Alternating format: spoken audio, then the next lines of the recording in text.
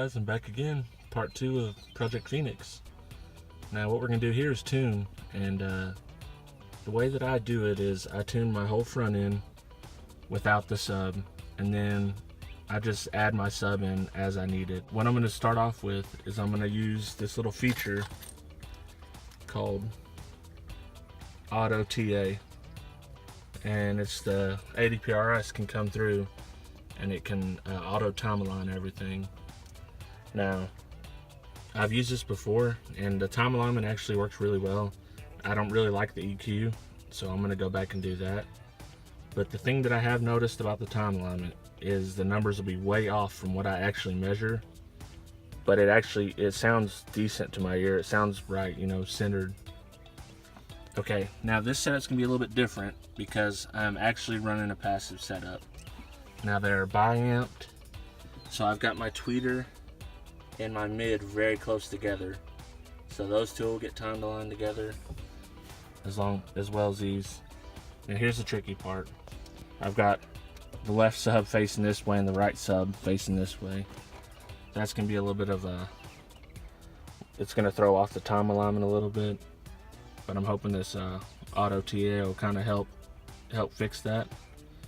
So I'm gonna go ahead and set everything up, and then I'll set up a tripod so you guys could be inside the car and see what it sounds like. All right, so let me get that ready. Okay, so I've got my mic plugged in. I've got it roughly at head level. Now all I got to do is start the auto EQ, and I'm leaving the car off because I don't want that noise to interfere, or the truck off, excuse me. So I'm gonna set this tripod up in a spot where you guys could kind of, okay, you're right on the center console. So I'm gonna start this up and close the door, and we'll see what it sounds like.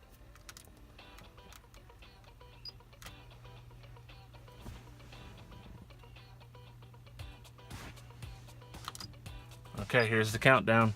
Here we go.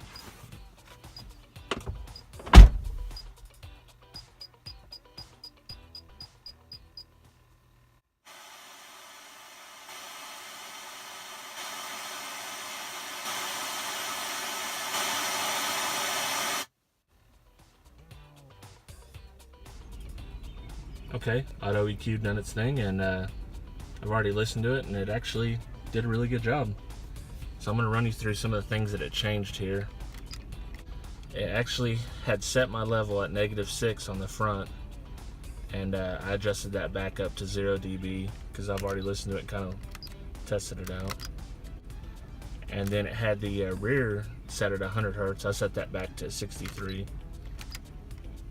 And the Auto EQ, yeah, the Auto EQ is actually terrible. So I turned that off immediately. And I'll get to that in a minute, what we're going to do for that part. So when we come over here to time alignment, got it set in the Auto EQ position, front left.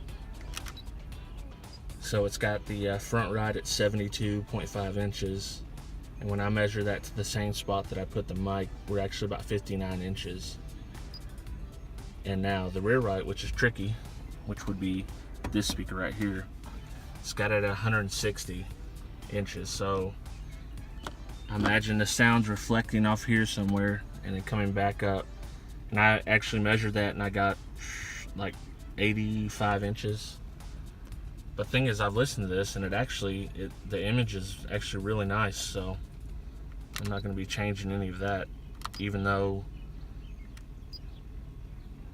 where it's reading is off from where it actually is. It sounds good enough that I'm gonna leave it. Alright, now to the EQ. Here's what we're gonna do for the EQ. I've got one of these, and I'm gonna hook it up to my iPad.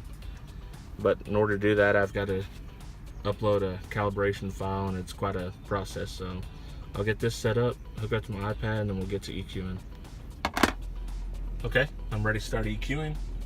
I've got my Pink Noise CD loaded up in there.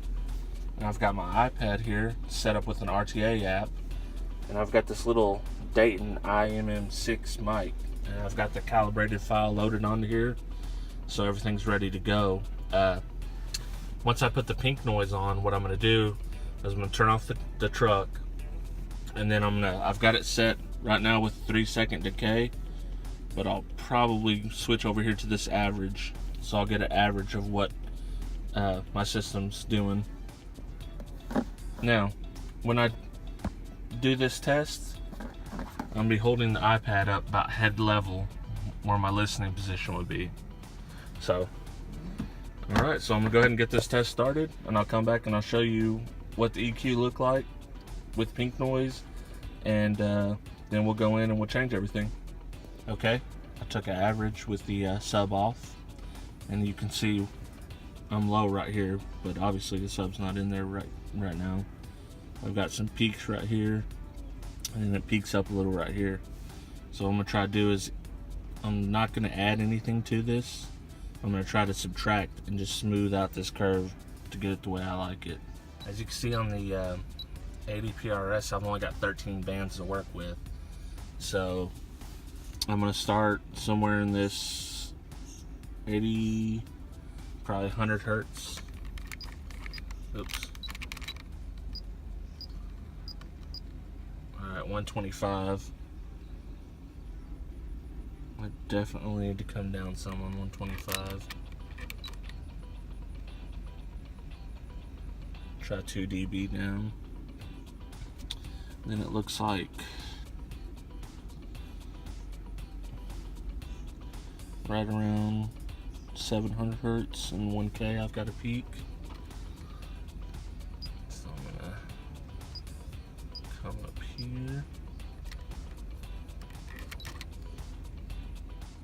Okay, so here's where I'm at with a little bit of adjusting. I still got some peaks here and here, and I'm still high up in this range. But the problem is I don't really have all the bands to control each one individually, so I got to get as close as I can. So yeah, I'll keep continuing with this, and then once I'm done playing with this, I'll come over here and I'll use my little Zoom recorder, and I'll try to get some high quality samples, and then I'll get some bass demos with the sub on. But I know that I still need you here. You say I'm crazy, 'cause you don't think I know what you've done. Since my Zoom recorder messed up, I don't have any more sound quality recordings, but I do have some bass demos, so I'm going to play them now.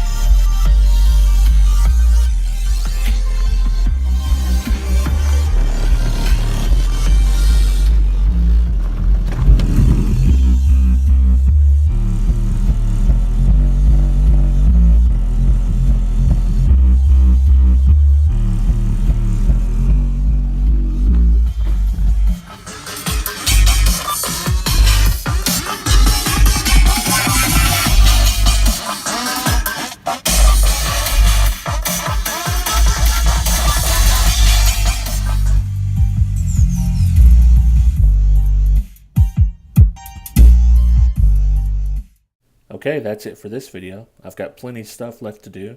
I need to finish my center console, which is pretty much just a prototype right now. I've got to sound deaden the whole trunk, as you can hear. I've got the front doors done, but that's it. I've also got to finish my EQing, which need a little bit more work. But until then, check out my full review of the Savard 12-inch Pro Series 12s, which I'll be dropping in a separate video. Like, subscribe, share, do all that, and check me out on facebook.com/hi5vega.